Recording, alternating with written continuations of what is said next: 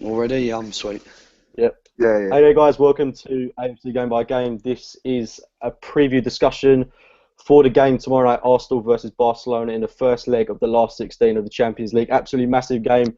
I'm joined tonight by DT from ArsenalFanTV, Gian from ArsenalFanTV, and what is becoming an AFC Game by Game regular now, Danny. Boys, how are you all feeling heading into this game? Absolutely massive. I'm all right. Pretty calm there from DT. How about you, Jan? How are you feeling? You know what? Yeah, a lot of people are writing us off before the games even happen, and I'm sorry, but I don't care who we're playing. No one wins a game on paper. No one. Yeah, I'd be happy to agree with that. Danny, I'm going to come to you. How are you feeling going into this game against Barcelona? I mean, obviously, didn't get the result we wanted on the weekend against Hull City. 0-0 draw at home. Going into this game feeling rather deflated. And time to prove a point. I wouldn't really say deflated because the team that played against Hull ain't the team that's going to be playing tomorrow night. On the other hand, you know, after getting a last-minute winner against Leicester, you know, we didn't really need the setback of a draw. In terms of what I'm expecting, I'm not expecting too much tomorrow night. However, I do think, you know, I saw what DT tweeted earlier and it was bang on. He said that the Barcelona team we beat, 5 years ago now, had a much better manager than what they got now and a much better all-round team. I mean, don't get me wrong, their front three is frightening. But at the same time, you know, we're just as good as what we were 5 years ago and they're perhaps not as good. So, I mean, personally, I'm not filled with the greatest confidence. Not because of lack of our ability, just because of how good they are. However, you know, anything can happen in football. Yeah, I'd agree with that. But I would say we are a much stronger team to what we were when we played Barcelona and beat them 2-1. I mean, we had Johan de Giroud starting that game, and look how far we've come now. Got Petr Cech in goal, He Alexis played a blinder that Sanchez. night. To be fair, yeah, he did have a cracking game, but like it's one good game in an Arsenal shirt, to be fair to the guy. But yeah, it is an interesting point DT made in his tweet saying that Barcelona did have possibly a better all-round team at that point. And I'll come to you, DT. You do say that, but do you not think that besides this current front three that Barcelona have got of Neymar, Messi and Suarez, that beyond that, in behind, like Iniesta, their midfield with the likes of Rakitic, Busquets, etc., do you honestly think that's not as capable as the one that came to the Emirates about 4 or 5 years ago? The thing is, do you know what? Their team that many years ago, they could score from all over the place. At the moment, their goals come from 3 people. And the odd person chips in with the odd goal. It's what they got, 90-something goals this season, the 3 of them? Yeah. Says it all, doesn't it? You know, I think the other goals are shared out. Must be about 15, 20 goals or something like that. I don't know the exact figures, but it ain't that many. So it's a common thing with Barcelona. You stop their midfield, you stop the front three, but it's how do you stop it? You know, and they haven't really come up against a team that's going to press them the way we will as well and can move the ball we will. You look at the Liga, man, it's poor. You know, if you're doing accumulators for your bets on the weekend, you always put Barcelona in it. Like, you know, you even put, if you're doing the goals part of your accumulators, you always put 5+. Because you know they're going to bag in that many 9 times out of 10. And yeah, I don't think they'll get that kind of. We got nothing to lose, man. What have we got to lose? Seriously, if we get beaten, who could genuinely take the piss out of us for losing? You can't really, can you? What, you'll get idiot Man United fans who sit and watch Europa on a Thursday night trying to run their gums, and Spurs fans have been in it twice in 20 odd years. Don't bother me what they got to say. At the end of the day, if we lose to Barcelona, it's because they're the better side. That's fact. But we got nothing to lose, man. Just go out there and enjoy it, and just express yourselves. And I think that's when we are at our best, when the pressure's off. I think that I don't know, man. We just seem to piss about or crumble when we're under pressure. But when we're not, free spirit, man. So I'm looking forward to tomorrow. I really am. I'm not nervous about it. I'm excited. I'm not, you know, I was more nervous and more edgy at the Leicester game than I am tomorrow. Yeah, same. I'd wholeheartedly agree with that. And there's no shame whatsoever in losing to Barcelona. That's the thing. I mean, we can go out there. We are the underdogs, and we've essentially got nothing to lose. But the one thing is, because their front three is so lethal, I don't want us to get embarrassed. There's a point where, you know, you can go out there and say we've enjoyed the game. Yes, we've lost 2-1 or whatever. We've played good football, put in a performance we can be proud of. But if we get turned over 4-5-0, which could quite easily happen if we don't bring our A game to the table, I mean, that's not a performance we can necessarily enjoy. Jan, I mean, we were speaking earlier about this Barcelona defence and how it can potentially be got at. We saw in the game of the weekend, funnily enough, talking about bets and accumulators, I actually had Barcelona -1 handicap against Las Palmas, which actually let me down as I only won 2-1. But we saw even Las Palmas can get a goal against this Barcelona side, who are a team fighting relegation in La Liga. With the attack we've got, despite not having scored many goals recently, when we bring Giroud, Welbeck, Walcott, Ozil, Alexis Sanchez into the game, I mean, surely we've got to be getting a couple of goals against this rather flustery Barcelona team. I mean, their fullbacks are essentially playing as wingers in Dani Alves and Jordi Alba. They're a team that aren't really renowned for defending. I mean, do you honestly think we can maybe score 2 or more goals at home? You know what? I wouldn't put it past Arsenal to doing so. You know, because it's just Arsenal to a T. You know, if we went out and we won the game 2 or 3-0, but then over there we get smacked about 6. You know, but I mean, like you said, their defence isn't brilliant. I don't rate their goalkeeper at all, really. I think the only thing that's really worrying me is that in the last few games, like you said, we're not scoring. We're not scoring many goals. I think we've had over 60 chances in the last 3 matches and scored 2 or something like that. And I think maybe a few more goals would have put a bit more momentum going into the Barca game. But I think, you know, a game's not won on paper, a game's not won in the media, a game's won what you do on the night. And I think if we turn up, I'm not going to say we've got just as good a chance, but I think we can do it. We can do it. Do you know what? Can I just say as well, right? For everyone that's doubting us and is already saying, oh, we might as well just not turn up, let's play a reserve team or let's do this and that. I think, as a team overall, Bayern Munich have got a better team than Barcelona across the board, right? You look at Bayern Munich's front three as well, and you've got Müller, Lewandowski, and Douglas Costa. That's frightening as well. And we stopped them and we beat them 2-0. You know, they've got probably the best goalkeeper in the world. Probably, as much as I love Nacho Monreal, they've got the best left back in world football in Alaba. You know, they've got a solid midfield. I think, whereas Barcelona have got their front three and those are the pivotal main ones, I think across the park, Bayern Munich have got more in all areas. Do you know what I mean? Yeah. And everyone wrote us off when we played them. Yeah, they spanked us 5-1 over there, but we beat them 2-0 here. So it can be done. It can be done. So why write us off, man? Just fuck it. Let's just go for it, man. Let's go and have some fun. And then if we win, it's all good. It's going to make the piss up in Barcelona even better. Fair, sir.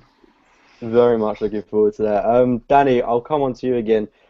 We've just briefly mentioned the MSN, as they're called, Messi, Suarez, Neymar. It's said that Mertesacker is going to be starting this game. People are amazingly, in my opinion, calling for Callum Chambers to start this match at centre-half.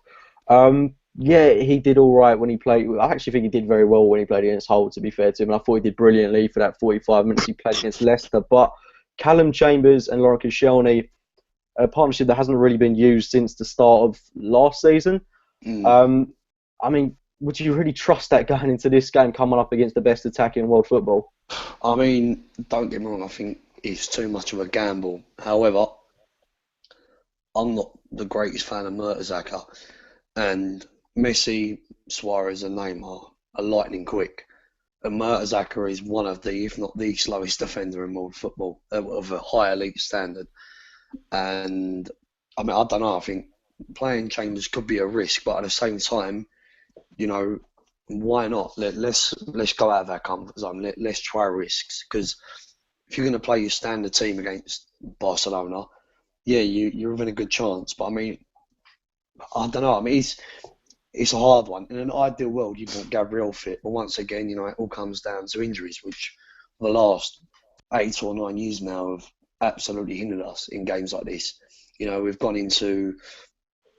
the amount of times we've gone into a second leg in a winning position or in a healthy position, and we've gone there. I mean, I went to Barcelona myself 6 years back now when Messi scored all four, and we had a back four of Clichy, Sagna, Silvestri, and Giroud.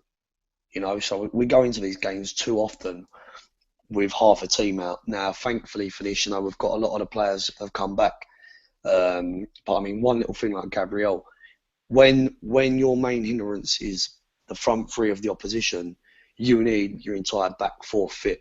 And to have Gabriel out injured, especially, I mean, in my opinion, as of late, I'm not saying he's been poor, but Koscielny has looked quite shaky, giving the ball away a bit from sloppy passes, diving in like we saw against Hull at the weekend. I'm not saying he's been playing very poor, but he doesn't look like the Koscielny that we know. So someone like Gabriel would certainly be ideal alongside him. Whereas, I mean, Mertesacker, I mean, people take the pee on social media all the time. The fault of Mertesacker against Suarez, Neymar, Messi is not a good fault. I mean, at the end of the day, he could have a blinder, and I'll be the first one to come back on here and have a massive slice of humble pie. And I hope that is the case. But, I mean, like Jan said, a game isn't one on paper, but, you know, it isn't a healthy-looking prospect, if you like. Good point you made there. DT, I know that you're not the biggest advocate of Per Mertesacker. I've seen some of your tweets about him. I personally feel that in a game like this, I thought he was brilliant when we beat Bayern Munich 2-0 at home. Yeah, he was helped a lot by Laurent Koscielny, but I honestly feel that he's not going to be rolled over in the sense that a lot of people are making him out to be. I do think he'll hold his own in this game. The one thing that worries me is Luis Suarez, probably the best dribbler of the ball. Not necessarily the quickest, but the way he can move with the ball at his feet. I mean, the guy is absolutely superb when playing on the ball. He does really strike me as a player that could expose Per Mertesacker in this match, not to mention the other two, of course, who will be accompanying him in this game. But, I mean, how do you think we go about stopping that front three they've got with Per Mertesacker in the Arsenal side?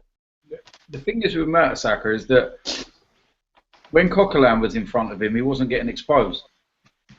This is what you've got to remember, and this includes Bayern Munich. In the home leg and stuff, and he kind of got really exposed once Flamini went in front of him and Ramsey, and there was just no protection, and if you're running at him, you know you're going to beat him. In terms of the dribbling side of things, I'm not really too worried about that, because the one thing Mertesacker is actually really good at is interceptions. He always seems to just nick a ball, intercept, actually uses his legs for something decent, his long legs and that, because he can't jump. Do you know what I mean? The guy's like 9 foot and he can't even lift off the floor. But I think that we're a totally different prospect with Coquelin in front of him, because I think he protects him, and if you can't get to him, you can't beat him. So I personally think that it's, you know, Ramsey's going to have a massive key part tomorrow. He can't go stupid, bombing off. He can't do what he's doing. I know what the team is tomorrow, but I'm happy anyway. Yeah, I'll reveal what the team is tomorrow. But if I'm not moaning, then something's right. Can we not get a sneak preview into that? Nah.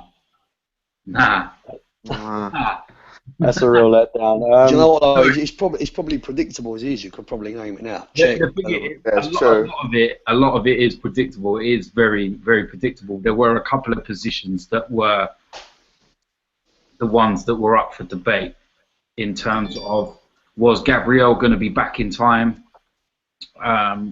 Wenger answered that himself, that he isn't. So all I'll say is that the position that was up for debate was one of the wing channels on the. Yeah, I thought it would have been the right hand side. Yeah. Well, you know what though? You could probably tell from how we played against Hull, from starting Joel Campbell and leaving Chamberlain on the bench. That told me that Chamberlain starts tomorrow night. I might be wrong. Yeah, I inferred the same thing. You see what I mean? But maybe Danny Welbeck had a really good 60 minutes that changed Wenger's mind. Yeah, and actually on this point, Jan, I want to come to you because I thought Daniel Welbeck. We were speaking about it before we went live. Daniel Welbeck for me was apart from Alex Iwobi, was the best player in the game against Hull City, Yeah. and I think he's a really safe option to play in this game against Barcelona. Keeps the ball, he's going to bully that Barcelona defence, drives with it, is really strong, really physical. Has got a good Yeah. finish on him as well. I thought his finishing against Hull was really good, apart from obviously not getting it past the keeper. It was pretty decent. I mean, who do you want to see start on that right hand side? You've got a couple of options: Joel Campbell, Chamberlain, Walcott. But for me, it's got to be Danny Welbeck. Yeah, I mean, I know Joel Campbell does this quite a lot, but I think Welbeck's work rate's unbelievable, and I mean, he's a nuisance, you know, he's a nuisance to his full-back in front of him, and him and Sanchez on the wings will be brilliant as they get back and forward all game.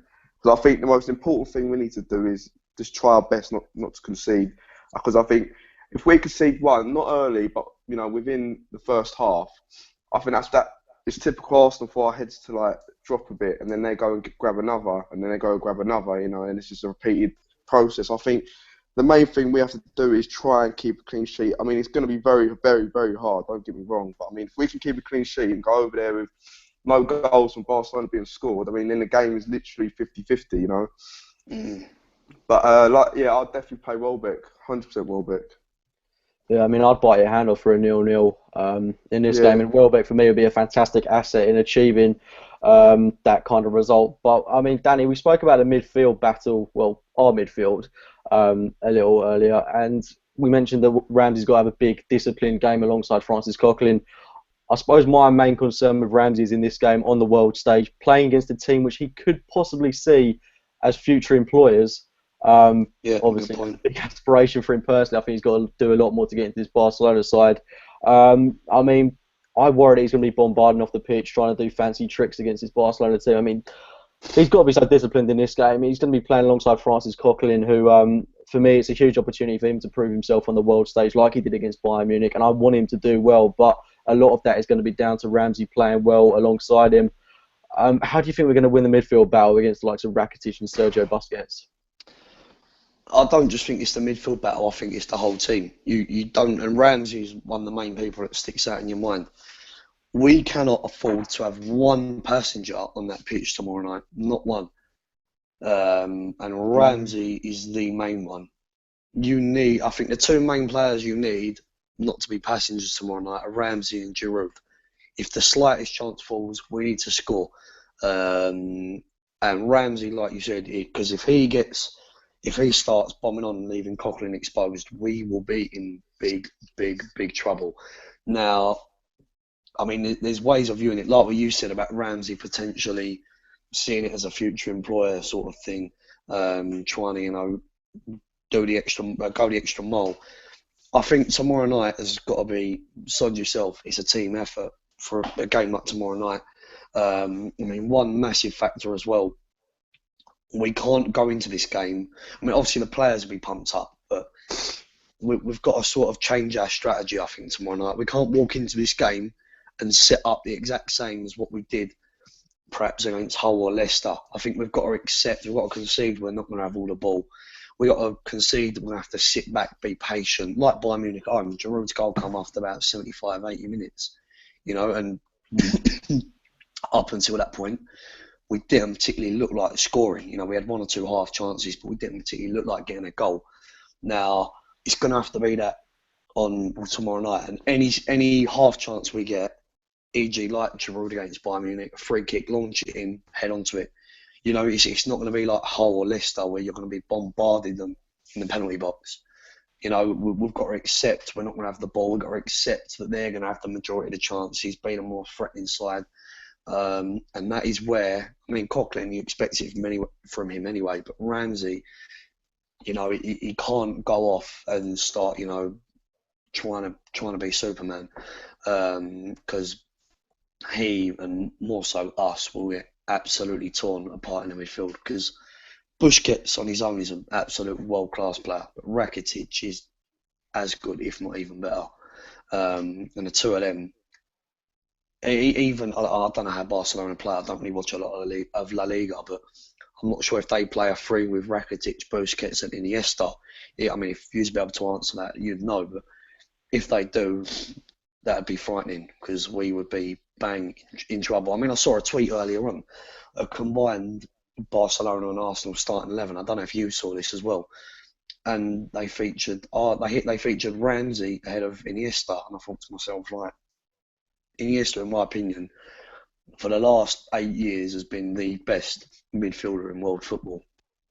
Debate with Xavi, him or Xavi, and to put Ramsey in ahead of that based on a good 18 months is ludicrous. Do you see what I mean? Like, I think it's Ramsey is the most important role tomorrow night. Like you said, if he goes walkabouts and trying to be Superman, then we've got to brace ourselves. But if he does stick and hold, then we've got half a chance.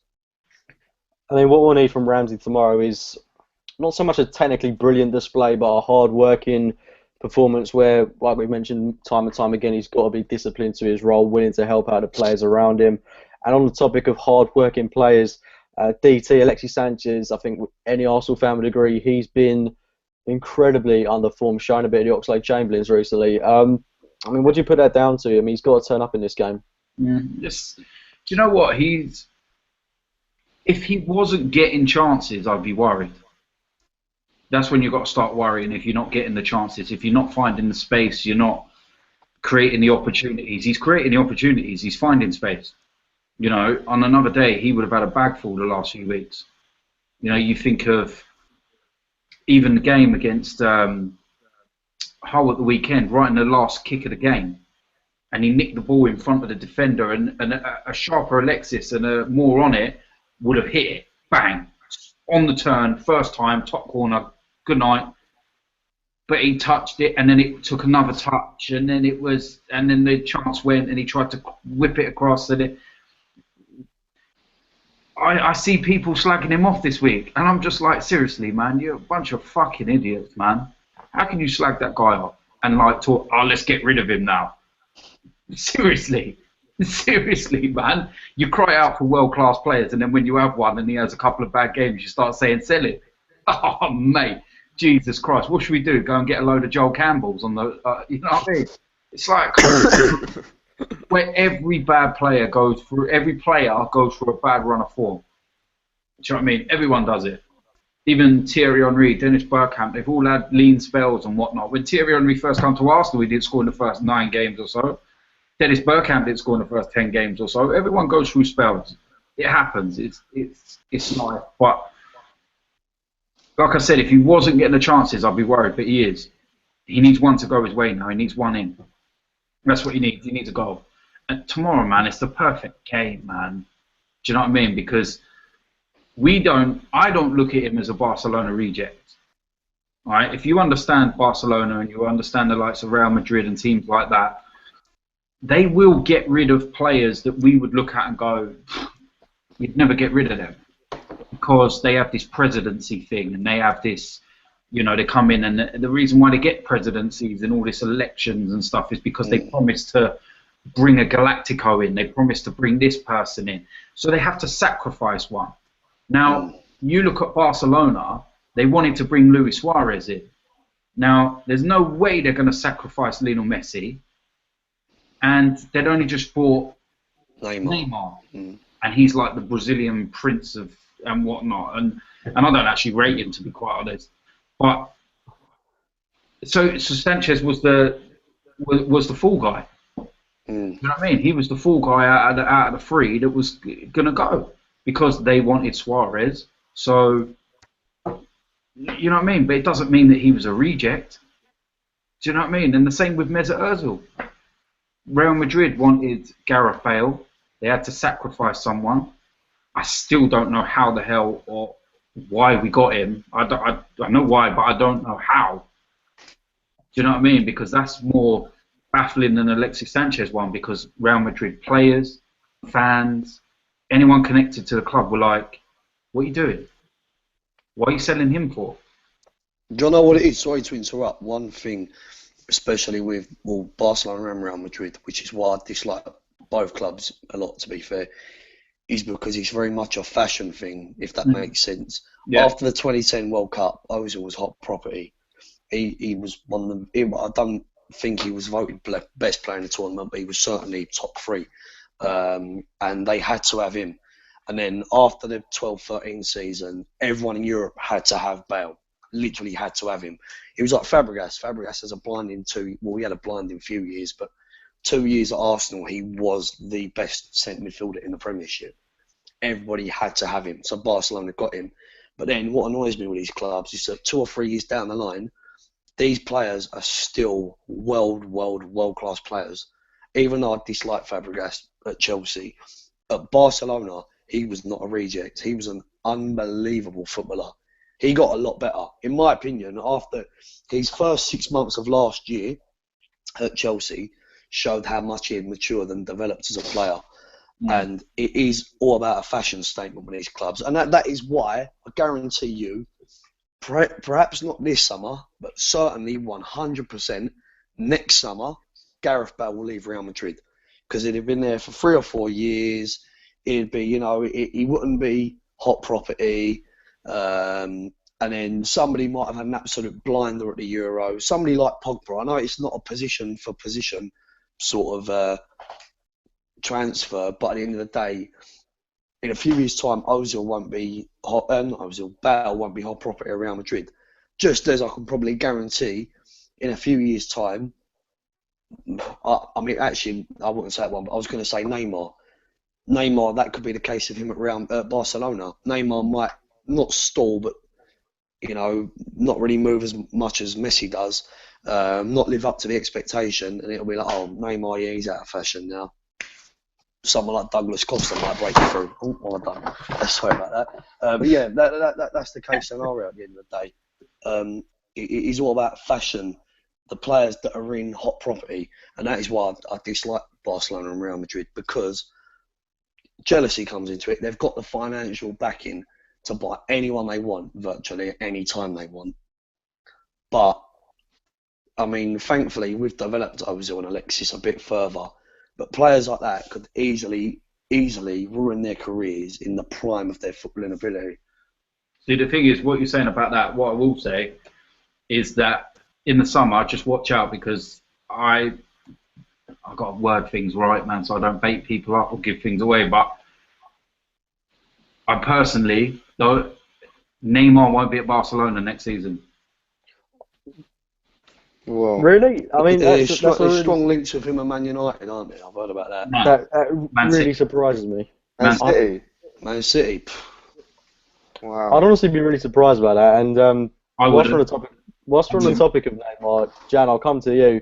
I think a lot of people regard the MSN as being Messi, Neymar, and Suarez in that kind of chronological order. Those being essentially the order in which people rate them. I would half-heartedly say Neymar is not as good of a player as Suarez is, but this season he's really come into his own, and for that 2 months or so that Messi was away from the squad, I thought Neymar really filled that role of being the big man in a Barcelona shirt. I'd be really amazed if Barcelona let him go, considering that they seem to be kind of evolving a squad around him for when Messi does eventually depart the club in 4 or 5 years time, possibly, I don't know, 6 years time, depending how long he's got left. But I don't know how we're going to face him, to be honest, because I just think he's absolute class. I mean, DT said that he doesn't particularly rate him. What do you make of the main man? You know what? I think obviously Messi's got the edge, but I think all 3 of them are just as good as each other personally. I mean, all of them could do damage if they wanted to. I mean, and also that they play for each other. They don't play by themselves. That Ronaldo's got that reputation where he's a bit big-headed in the way he plays. He wants to score a bit more than the other people. It proves the other day, especially with that penalty where Messi passed it to Suarez or Neymar or whatever. They're playing for each other right now, and I mean, not only have all of them got a lot of goals to their name, they've all got a lot of assists to their name as well. I mean, like DT said earlier, they've got over 90 goals between them. So I mean, putting it that way, it looks really scary tomorrow night. But I think we can handle them. I don't know. I've got this just gut instinct inside me, and I think going back on what DT said about Sanchez, I think we ain't got to worry about Sanchez tomorrow night at all. I don't think we've got to worry about him at all. He's hungry. He's gone on a bit of a drought, like DC said again. We haven't scored many goals recently, and it's his old club. It's a big night, Champions League night. I'm sure the Emirates will be buzzing for that game. I see the display or whatever's going on, and every time there's a display, it's a great atmosphere at the Emirates. So I'm pretty sure, I'm confident we're going to win tomorrow night. I'm confident, but I think the two players we got to worry about is Ramsey and Giroud. I mean, like Danny and you said yourself, Cookie, if Ramsey goes walkabouts in midfield, we're going to be fucked. And if Giroud, what I want from Giroud tomorrow night is just to lurk about in the box. And we get down the wings with hopefully Welbeck and hopefully Alexis, down the wings with them two, put a few balls in and just put it in the mix. And Giroud can just do the bit in the box. That's what I'm hoping for. So then Giroud doesn't have to drift out wide like he loves to do and all this, and a bit more direct. We need a different game plan. And I think putting balls in the box would be our best bet, to be honest. Yeah, I'm expecting a massive game from Giroud, to be honest. I thought against Barcelona and Bayern Munich at home, he was absolute class. And in these big games, he does really step up. He did the exact same against Leicester when we beat him 2-1. He really does rise to the occasion, and he's one of those players that works for the team. The games where he tends to go missing are the ones that don't really matter so much. I think he was a bit anonymous in the game against Southampton when we drew 0-0. So I'm just hoping he rises to the occasion in this game. And of course, it's big games for, like we mentioned, Alexis Sanchez, Mesut Ozil as well, coming up against former rivals in Barcelona. And Danny, one player we haven't spoken about yet is Hector Bellerin. Massive, massive game for the 20-year-olds. I'm relishing seeing him play. I think he's going to have an absolutely phenomenal performance on the night. Of course, similarly to Ramsey, similarly to every defensive-minded player, we've got to be disciplined. They've got to be disciplined in their roles, and he's coming up against his former employers. I mean, I don't put Bellerin in the same bracket as Fabregas in terms of wanting to return to Barcelona in the next 4 or 5 years or whatever, because we can't really judge that yet. But I honestly think he's one of those players that could be Arsenal through and through and could remain in the club for a rather lengthy amount of time. What are you expecting to see from Bellerin tomorrow night? Do you know what? It's a complicated one, because with Bellerin, he's one of his main strengths is getting forward and attacking, and he's going to be up against one of the two best wingers in the world, in either Messi or Neymar. So normally, in a game like Leicester, where we'd be struggling for a goal, Bellerin would be getting forward and providing that option of putting the ball in the box. Where tomorrow night, I think he's going to have to be a bit more mature about it. I mean, don't get me wrong, Bayern Munich at home, he set up Ozil's goal fantastically, and people could have been screaming, "Stay back." But I do think tomorrow night, we're going to have to be a bit more cautious. Not one Bellerin in particular, because Monreal's a bit more stable, not as attacking, if you like. So I mean, I'm expecting a big game off of Bellerin. I think the occasion of him playing against his old club is going to get to him mentally, or it's going to push him and drive him on to have a fantastic game. Either way, I don't want to put too much pressure on him, but I think after Tuesday night, the outcome of the result, if we win the game, I think Bellerin will be one of the main players we'll be raving about. If we lose the game, the likelihood is Messi or Neymar on the wings will have had a part to play in a goal, whether it be setting one up or scoring one. So if we lose, I think we'll be coming back to him and saying, well, he should have been a bit more cautious at the back. But if we win, I do think he's going to have a massive part to play. Just touching on the Alexis thing very briefly, one thing I wanted to say, a couple of years ago, and I hope this doesn't happen, I really do, but a couple of years ago, we signed Ozil, who went for a bit of a sticky patch of 6 or 7 games. So when we first signed him, he had a fantastic start. He set up about 3 goals in his first 3 games. But then he went for a bit of a sticky patch. And then Bayern Munich at home, he missed a penalty, and the media really, really, really got on his back. I'm praying that doesn't happen to Alexis tomorrow night. Do you think he'd be our penalty taker, though? Like, not in regards of penalties. Not in that sense, but I mean, if we were to have a similar situation. I don't think we'd give it to him. I reckon he'd give it. Do you know what? Who is our penalty taker? He'd give it to probably Giroud. Giroud takes a cracking penalty, to be fair to him. But on that Alexis point you make, I think he's actually everything the British media love in terms of he's a hard worker, he's a grafter, he's like a pit bull type of player, which you want in the Barclays Premier League. I think the media would be incredibly, incredibly foolish to get on this guy's back when he offers so much to the Barclays Premier League. Would be a stupid thing to do, in my opinion. I don't think they're going to look at it that way. He's a player that I think is adored pretty much by journalists around the world. I don't think I've seen a negative article about him. Well, it is stupid, but what you got to bear in mind as well, Arsenal are in for a league title here. Yeah, obviously. Potentially a any double. excuse to Media, yeah, that's the last thing they'd want to see Arsenal doing the double. So I think the slightest thing, they're going to jump on his back. I mean, like DT said, it'd be absolutely foolish to, but I do fear something like that could potentially happen tomorrow night should he not have a good game. I'm confident. I mean, if I was given a £10 bet off one of yous, who would I have to score tomorrow night? My first two instincts would either be Suarez, because he's back in England and whatnot, and he could have signed for us, or Alexis, because I reckon he'll be. I mean, personally, he's the type of player that will be right fired up for tomorrow night. Him and Bellerin, because like you said, they've got something to prove. I mean, all I hope with tomorrow night, I mean, because we're going out there for the second leg, I just pray it's worth going out there for. I mean, I'm going out there regardless, but I really don't want to go out there 2-1, 3-2, 3-1, 3-0 down, because personally, I think tomorrow night we have to, regardless, keep a clean sheet. We've got to win 1-0, 2. I think the biggest score we can get with them scoring is a 3-1. Because I reckon if it's a 2-1 tomorrow night, they're going to... I think we've got to concede, and I don't want to come across too negative here, but we've got to concede they're likely to score 2 or 3 goals in the away leg. And are we likely to go out there and score 2 or 3? No.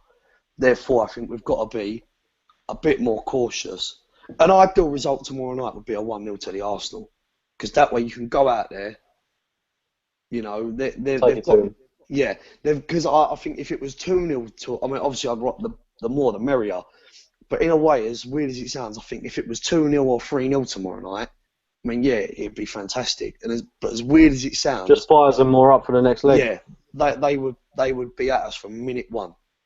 Where I think if it was a 1-0 tomorrow night... Because when they played Chelsea a few years ago in the semi-final, they didn't get going to about half an hour. I remember watching that game so clearly. I mean, how Chelsea won it is a story for another time. I don't really want to go into that. But for the first half an hour, it was 1-0. And, I mean, Chelsea were just purely sitting back. But Barcelona won one bit. They didn't really get going. However, and it's the same when we played them. When we beat them 2-1, they got their goal in the 45th minute. And as far as I was concerned, watching that first half, they offered nothing. The goal was at our own making, a silly mistake by Fabregas. Whereas I fear if we went 2-0, 3-0 up tomorrow night, the second leg, they would be, like you said, fired up at us from minute one. I mean, people might think it's an absolutely stupid comment saying that, you know, winning 3-0 could be a bad thing. But point is, I do think tomorrow night we've got to concede that we're going to let in 2 or 3 goals out there. So the way you've got to see it, if we were to concede 2 goals out there and 1 at the Emirates, so that means we've got to score 4 goals in the tie. Can you see that happening? I can't personally. I do think one thing is that we will. I think we're guaranteed a couple of goals. Well, not guaranteed, but I'd be very surprised if we didn't score a couple of goals against this Barcelona side. I mean, albeit they have been winning games about 6-7-0 in recent weeks. Suarez has got, I think, 3 hat-tricks in his last 9 games, which is absolutely outrageous. They have conceded quite a few goals in these games that they've won. So I'm confident that we can get this defence, put in an emphatic performance. And one factor in putting in a good display from the Arsenal is definitely going to be the fans on the night. DT, I'm sure you've seen the red action display that we've got prepared before the game. Fans, of course, have to be in their seat by about 7:30. Yeah. I mean, even if we go 1-0 down in the first 5 minutes, how important is it that the fans get behind the team and just keep us rallied throughout the course of the game?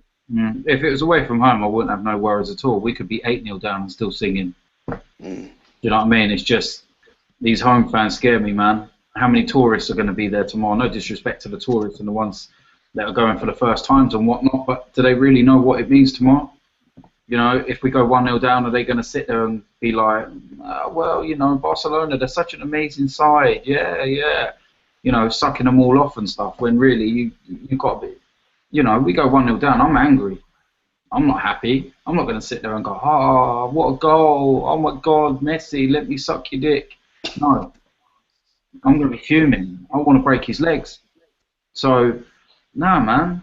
Nah. And the thing is, I kept quiet for the last 10 minutes. I was just listening to you guys. And what I will say about Neymar, and I said, yeah, you could put me up front next to Messi and Suarez, and I'll score a fucking bag full of goals.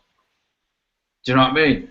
It's not hard when you got them to a side of you. If Neymar comes to the Premiership, I think that guy will struggle. He'll get kicked all over the place. All day long. All day. He will get kicked from pillar to post, and he will not like it. He tries his fancy flicks in Spain, and there's been a few times where I've seen him get absolutely munched because of it. And he starts sulking, fucking throwing his arms like, you can't touch me, don't you know who I am? He won't get none of that, you know, he won't have refs protecting him, and he won't have no players giving a shit about who you are and what your reputation is and stuff. But listen, the guy's not having a great time in Spain, man. What you see on the pitch may not be what's going on in personal life after. You know, there's a lot going on, and it's pretty common knowledge as well that his father's his agent, and that his father has publicly said that he doesn't like what goes on in Spain. There's a lot of under stuff going on there with all this tax thing. All these Barcelona players seem to be getting nabbed for tax and stuff. Mascherano and Messi had it. Messi had it a couple of years ago. And I know that Neymar's been brought into it as well. And yeah, I think that is. Listen, just I'm saying it won't surprise me if he's gone at the end of this season, because not of footballing reasons, but because of other reasons. And if he's being offered a lot of tax-free money to play next season, money talks, man. Money talks. And at the end of the day, the way he looks at it, what is Neymar? 23, 24, something like that? He's young still, isn't he? I think he's a bit younger than that, 22 maybe. 22, 23, you think, right, he's already won the Champions League. He's already won their league and whatnot. So he's done what he has to do in Spain. Brazil, before he retires, will they ever win a World Cup? Maybe, if they can sort their defence out. You know, they've always got the flair, and they've got the name Brazil, and they've always got the opportunity. So does he want to come and test himself? Does he want to come and try and win the Premier League? Does he want to? I think he does. He's got loads of years left in him. Just I think because of non-footballing reasons, he won't be in Spain for much longer, personally. And Barcelona, man, they got things going on, man. There's players out there that they're after. There's players that they'll go for. You know, like Dan said and stuff. It's someone's going to come to a fore over the next couple of years. Someone's just going to go, you know, and stand out like a beacon that doesn't play for Barcelona and Real Madrid. You know, like your Gareth Bales and stuff, and they're going to go, I want him. You know, and if you notice the coincidence with these players is that they all turn around and say that when they was a boy, they supported one or the other. There's a picture of Gareth Bale. Yeah, Gareth Bale, all of a sudden, randomly, this Welsh kid, you know, that just randomly turns around and is like, well, yeah, when I was growing up, I always wanted to play for Real Madrid. What the fuck are you doing at Spurs then? Do you know what I mean? And it's just like, yeah, it's... Listen, man, Barcelona, oh, man, I'm trying to word it without it sounding too... There's a lot of corruption involved with this lot. They get... The debt that these clubs are in, like Real Madrid and stuff, is ridiculous. You know, their money is funded by the local banks. You know, and where they get this money from... No wonder people are investigating these clubs, and it's no coincidence that they're getting transfer bans and players done for tax evasions. And you know, I think the authorities know they're as dirty as anything, man. It's like the Italians used to be. Look what happened to Juventus and the likes of them. They got dropped down divisions and all sorts, didn't they? For the bribing and things like that. I think their name gets some out of it in a way. I think yeah, just probably. because they're Real Madrid or Barcelona, it gets them. Probably, and because gets how would that out of look? it. How would that look? You know, you can imagine if you think that Real Madrid have got 10 Champions Leagues. You know, let's say you know there's a whistleblower who comes out one day that has info or stuff to say that you know this Champions League final or that Champions League final. Here's evidence that the referee was paid. You know, if you go through to some of the finals and you sit there and think, God, was there any dodgy decisions? Did someone get a dodgy penalty? Does it? And it starts making you think. You know what I mean? And I don't put it past anything. You know, when you see all this corruption within FIFA and the Sepp Blatter stuff and the Platini stuff, and listen, they're as corrupt as anything, man. Well, one of the ways you got to see it is that Barcelona and Real Madrid, sorry to interrupt, DT, they've got 15 European Cups between them. It's UEFA and FIFA. The FIFA main event, the Ballon d'Or. Yeah. Who was third place behind Ronaldo and Messi? Oh, I forgot who it was. Was it Neymar? Yeah. Right. So all three of the players in this massive FIFA event, two are Barcelona players, one are Real Madrid players. In the team of the year, I think there was about 6 Barcelona players in it. If I don't know how many to that, I think there's about 6. Then you've also got Ronaldo in that team, probably 1 or 2 other Real Madrid players. So about 7 members of this team of the year feature Barca and Madrid players. Now, I think the thing with that team of the year was it was all La Liga. There wasn't a single. Yeah. But there should have been. There should have been other players in there from around the world. I mean, what pissed me off about that? Because it's like at left back they put in Marcelo from Madrid, and I'm sitting there thinking, hold on a minute, he's better than fucking Nacho Monreal, let alone fucking Alaba at Bayern Munich. Alaba for me is the best left back in the world. The guy's unbelievable, you know. And then you look at players like Lewandowski, or you look at players like Douglas Costa even, and then you've got people like, what's that little lesbian-looking thing in the centre midfield for Real Madrid? Isco. Modric. Modric, that's the one. Yeah, him. That little thing. How the hell did he get? Do you know what I mean? I was on a thing the other week where someone turned around and said he's the best midfielder in world football. And I nearly fell over and had to just get out and just disappear and just... I even felt like killing myself and just dying. It was just like, that's the most ludicrous comment I've ever heard in my life. But it's like, yeah, I know we're biased in that sense, but as far as I'm concerned, Mesut Ozil's better than Luka Modric. But then if you would go away from Arsenal and you say, who do you think at other clubs is better than Luka Modric? I think David Silva's better than Luka Modric. Yeah, I agree. You know what I mean? And that's a rival Premiership player. And it's, but then you know, people like Thomas Muller didn't get in the team and stuff. And you're sitting there thinking, hold on a minute. And the best way of summing this up, just what you said, when Italian clubs were in their little era of match fixing and all of this stuff within UEFA, FIFA, everything else, right? Can you remember who beat Thierry Henry to a Ballon d'Or? Pavlo Nedved. Pavlo Nedved. Who was he playing for? Juventus in 2004 when we were unbeaten. Yeah, and Nedved that season scored less than 10 goals, I think it was, had a couple assists or something. Yeah. Looked like Patrick Swayze from fucking Dirty Dancing. And for some unknown reason, he won the Ballon d'Or. And Henry scored nearly 30 goals, double figures assists, fucking, you name over 30 goals. It was the biggest corruption in football. I've still to this day don't know how Henry never won that. But that's the thing though, they look like it. You think about it, if at the end of the day, FIFA and or UEFA are in it with them. No, I don't care what anyone says. They're in it with them. They all are. And each other. And the thing is, as mentioned, I mean, I heard somebody say when talking about the transfer embargo, they were saying kick them out of competitions. But at the end of the day, I don't care what Man United. Man United are a massive club. Real Madrid are the biggest club in the world. UEFA cannot afford to have the biggest club competition in world football.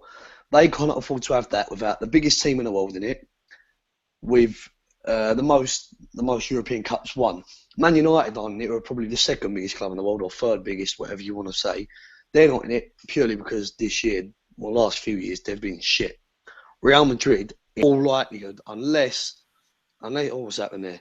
Unless something happens in Spain, where Atletico Madrid powerhouse things, or Valencia get an absolute takeover and become Man City, Real Madrid ain't dropping out of the top 4. Do you see what I mean? So they can't. Oh, hang on, what's he saying? He said, okay, yes. So they wouldn't be able to have. They wouldn't be able to have a top 4 without them. Do you know what I mean? There. On that note, what is it, DT? Cookie's just gone. Said his internet's gone. So I didn't even notice. I'll wrap one of the things I'll say before I do wrap it up. You mentioned about the atmosphere. I know you only do away games. So I see you every away. Me and Jan were on the hangout earlier on. I mean, we've missed. Personally, I've missed 3 home games in the last 6 years now. One was down to being away with a school on holiday. Another was a family funeral. And another was I was purely unable to book. Other than that, I'd go every home game, every away game, a few Europeans. Barcelona at home tomorrow. Me and Jan, who's the exact same as me, haven't got a ticket for it because that box office, it crashed 3 times. Yeah, I know. I've heard. 3 times it crashed, unable to get tickets. Jan had 4 devices available, and we were simply unable to get tickets. And then I'm seeing online the block where we sit. I mean, we've got a Twitter page to it, Block 26, to basically try and get the atmosphere going. That block, kids ticket, face value for tomorrow's game, £26.50, if I'm not mistaken. I'm seeing it going for 500 quid online. Yeah. And that is what concerns me about the atmosphere for tomorrow's game. I do fear that, with the atmosphere tomorrow, because for Bayern Munich in the Champions League this year, the atmosphere was good. Reason for that is because everyone thought we were going out, and nobody, to be frank, was that asked about the game. And everyone had seen Bayern Munich in the last few years, so there weren't no stand-up players to see. That's the only thing that fears me about tomorrow night. There is going to be so many tourists. Big time. Yeah, I mean, the only thing I was offered tomorrow night or Tottenham away, and for me, I'd rather go Tottenham away personally because you just would. But I know. But tomorrow night's game, I'm still gutted that I'm not going to be there, and it hurts me even more knowing that it'll be the 4th game I've missed in 6 years. But I won't be out of the country or at a funeral, something to stand in the way. Yeah. No, I know what you're saying. It's really bad at the minute. That's the problem with it. And it's, do you know what I mean? I've got a season ticket, but everyone knows my reasons why, and I give my season ticket away. It goes to my kids and other members of my family and whatnot who goes each game. But there's a lot of people that have season tickets and stuff, for instance, and they'll go, yeah, I'm going Barcelona. Yeah, I'm going Man United. I'm going Man City. But I'm not going Hull, and I'm not going to, Sunderland, and I'm not going this. And that's why there's so many empty seats. I could quite easily turn around and went, fuck that, I'm going Barcelona. Yeah, I'm on that. Nah. I'm like, no, still not going. I went to Man City earlier on in the season because I was showing a friend from Miami down for the first time. I still never used my ticket. I still went out of my way to go and get a ticket and buy it because I didn't want to take my own and upset the people that I give it to. Yeah. And be like picking and choosing and stuff. And that's the thing. You get so many people. I mean, another one as well, right? On the box office. The other day, I go to buy Watford at home. Now, I know Watford haven't been up, but a game of that calibre in previous years would sell out about 3-4 weeks before the game. I go to buy Watford at home, which is in mid-April, which is a game that could potentially have us on a run, running in for the title potentially. And I go to buy Watford at home and it's sold out. And I'm thinking to myself, really? I can't get a ticket for Watford at home. And the thing that annoys me, the exact same happened a couple of years back. We played Newcastle on a Monday night at home. We beat them 3-0. Ozil run the show. And the tickets come out 2 months in advance. And Newcastle at home, at the time of going on sale, Arsenal were top of the league. It was right before we got tonked 5-1 at Anfield. And everyone's booked it. And I remember I didn't have a ticket. It sold out and I was gutted, thinking we could potentially win the league in that game or be on our way to. And then suddenly the season fell apart and there was so many tickets available on the ticket exchange. It was unbelievable. It's the way it is, man. It's the way it is. You'll get that. Watch